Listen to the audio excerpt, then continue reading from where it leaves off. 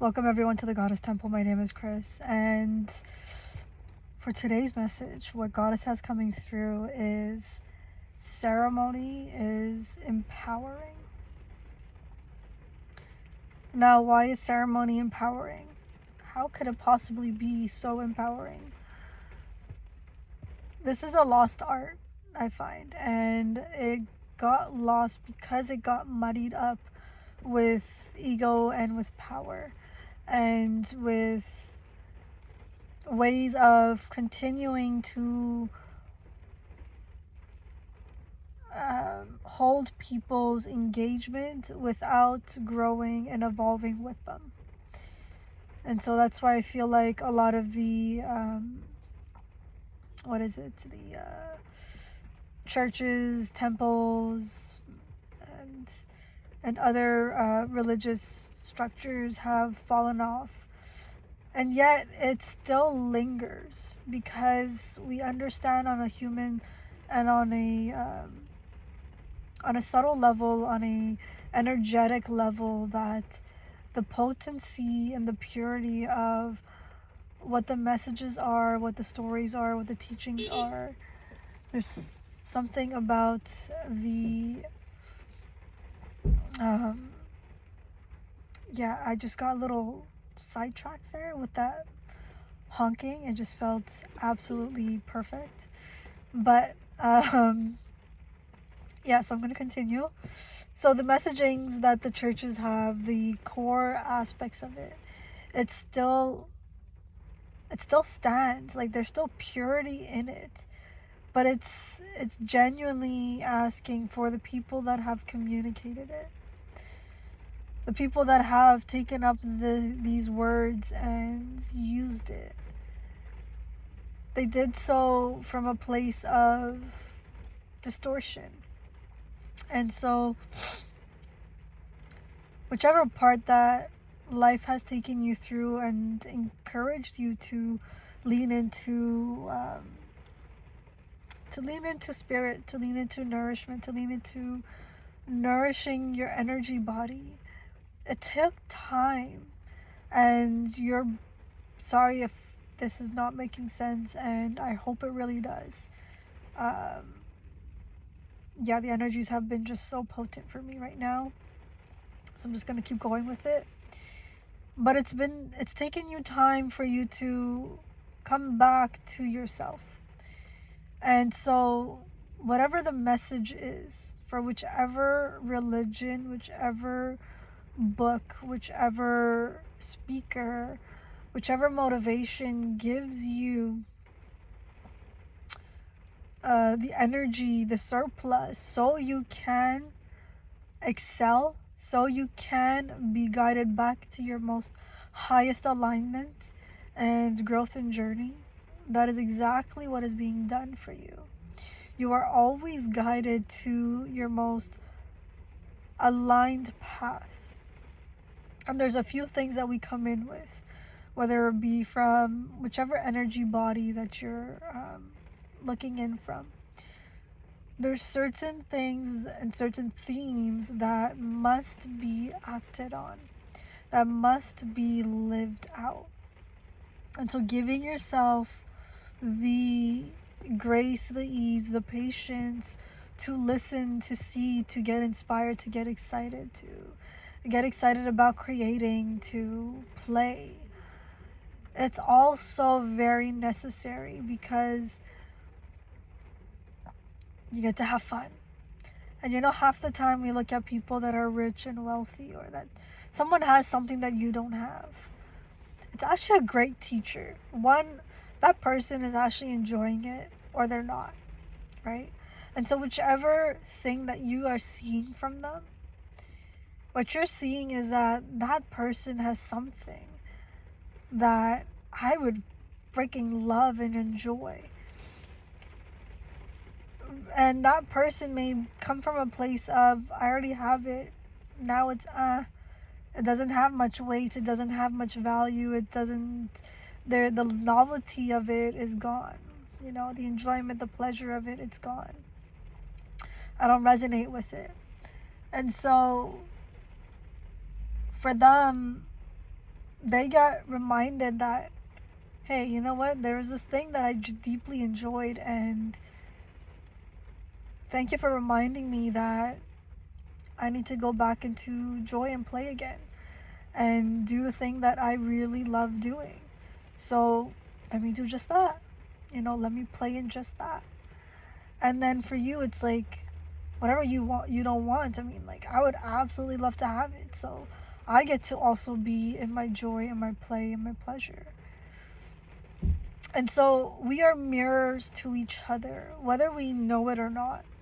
And it could be from the most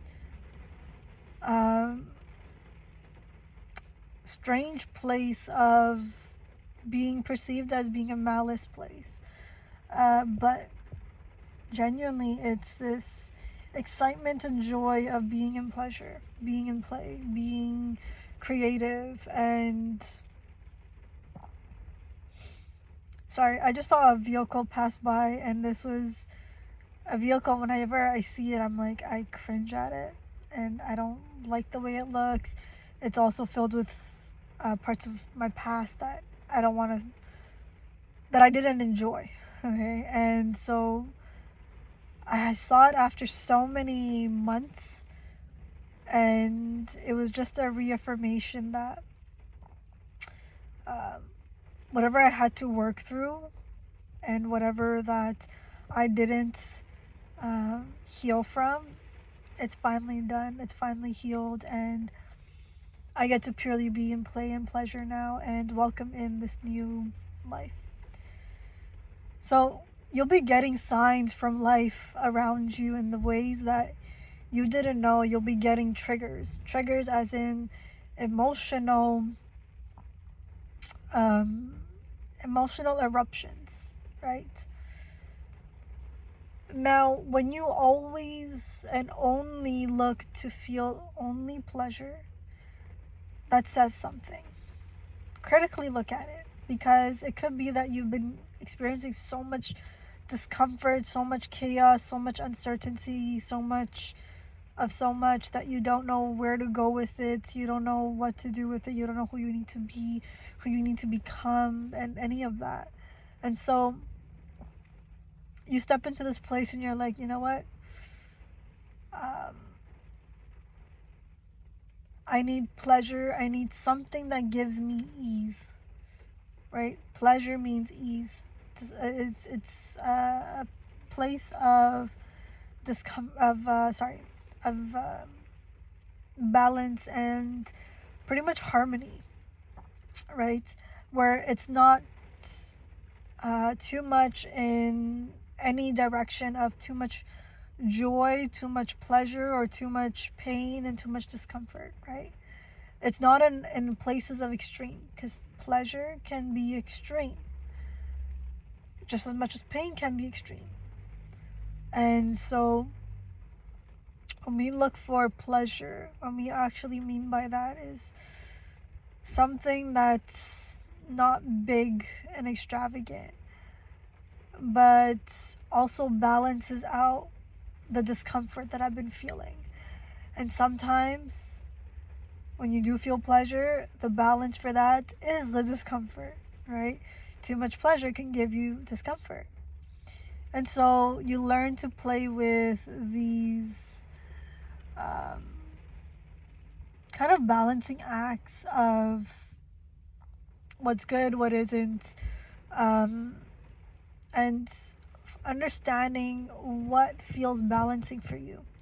And you are always looking to balance and harmonize your life. You're always looking to put together parts of you and your past and your stories in a way that makes the most sense for you, that allows you to truly be, highly abundant and thriving and nourishing. And so you continue to do what you're doing, you continue to grow in the way that makes the most sense for you. And the thing is, ceremony, it's empowering because it teaches you where you need to bring in balance. and what that balance may look like. And for you to come to a place where you get to contemplate that, where you get to be in a state and experience viscerally what that balance is. And you experience it in a way where you may not logically, your mind may not logically be able to track the physical experiences and the thoughts that are running, but all you know is that there is a shift and a change, and that what you are looking at, what you are experiencing, is not the same. Your current reality of what is physically that you can touch and feel is different from what is happening internally within you. And so ceremony can be quite nourishing in a sense that it helps to bring out ease. It helps to clarify what's necessary. It helps to propel you forward in your choice, in your decision, in the intention that you have, and for you to get clear on it. It provides clarity as much as it provides ease and medicine. And the thing is, sometimes you can choose, to a certain degree, you can choose what type of poison you're going to take, what type of medicine you're going to take. But also remember that you could also ask to be taken on a journey to not disrupt you and bring in chaos, but to bring it in such a way that it's gentle and it's easeful and it's loving and caring. Because you still want to be grounded. You still want to bring forward everything that you've built so far and continue to build on it. You don't want to disrupt everything that you've built, but you want to, that you know that you need to cleanse off and let go of things that no longer serve at the same time. You know that it doesn't mean that you need to destroy everything that you've created thus far to welcome in and bring in the new. You know that. And so you lean into that. And you play with those stories, and just remember that you have the capacity to ask, to go on this journey with gentleness and with ease. And so I hope that this message was empowering for you. I wish you guys all the best, and I will speak to you soon.